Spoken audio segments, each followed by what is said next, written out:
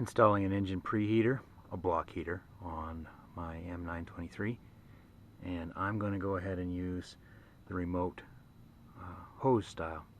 And because I got this nice already built for me heater hose set, I'm just going to attach it back up in there where I've got these nice bolts already left extra long by the military, perfect distance apart. I'm going to tap into these two lines. Now these are the lines that feed, there's my heater core up in there. It's going to work okay, although it is not the most efficient way to do it in the world. The most efficient is an in-block heater, but it will function. There's enough drop, because it's not between that point and that point, it's between where this gets its water, and that is another couple inches farther down. So there's maybe 14 inches of vertical height there, and that's what I want. I want to pull the cold water up, block heater heats it, pumps it in the top of the motor, and then they get the circulation going. So again, it's not going to be the world's most efficient, but it will be functional, eminently functional. First thing to do is get these two valves closed. That one was fine, that one was a bugger. Got them both closed, pull this, and then I used just a bottle to drain my heater core. And now I'm getting ready to mount my heater, my engine heater, back up in there. Here's my block heater. I granted it's quite old. It's new in box, and it's only 2,000 watts, so it's probably a little small. But there again, I have it plugged in for 2 hours, 3 hours. It'll be plenty for my application. I'm using it primarily because I have it, and it's new. There's the location I've chosen, and I chose it primarily because of those wonderfully spaced bolts.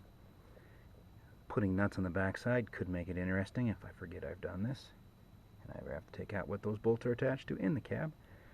But it's fine. So I have them bent straight out right now.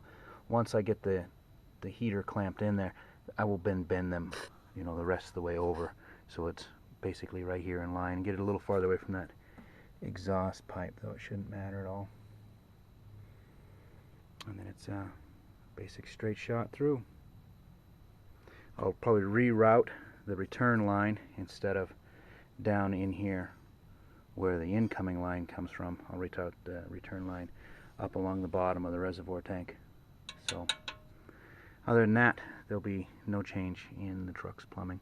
Now I just got to get this mounted, get it snugged in, because I don't know how I'll be able to do it with the hoses in the way. In case you're going to do a tube type heater like mine, help keep you straight, that is the inlet side and that is the outlet side, though unless they've got some sort of one-way valve in there, to be honest, it really doesn't matter.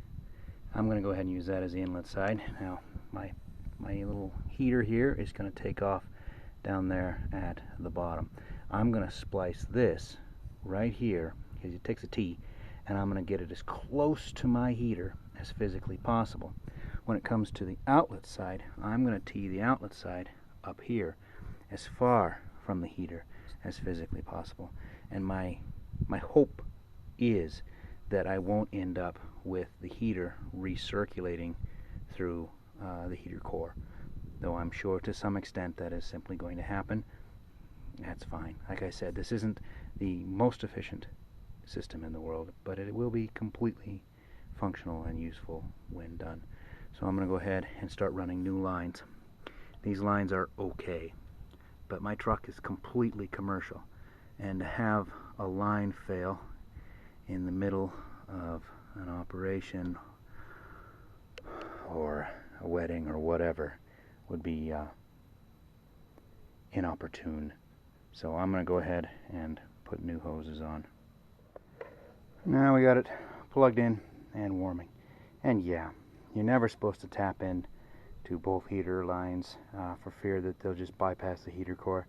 This thing's got a big check valve. It's throttled way down. If I was running in Arctic environments, I'd have to rethink it, but I'd have to rethink a lot of things, I think, on the truck.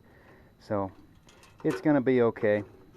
We weren't after 100% efficiency, just something that'll help pre-warm the motor a little bit. Yeah, I can already feel can already feel the hot water coming. And I'll just give it some time. I'll go over to that side of the motor and I'll see if my motor's warm. And if my motor's warm or my radiator's warm, then we're good to go.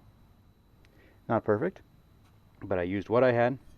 I didn't have to punch in the freeze plugs out, and I didn't have to drain the motor, all 14 gallons or whatever this thing holds.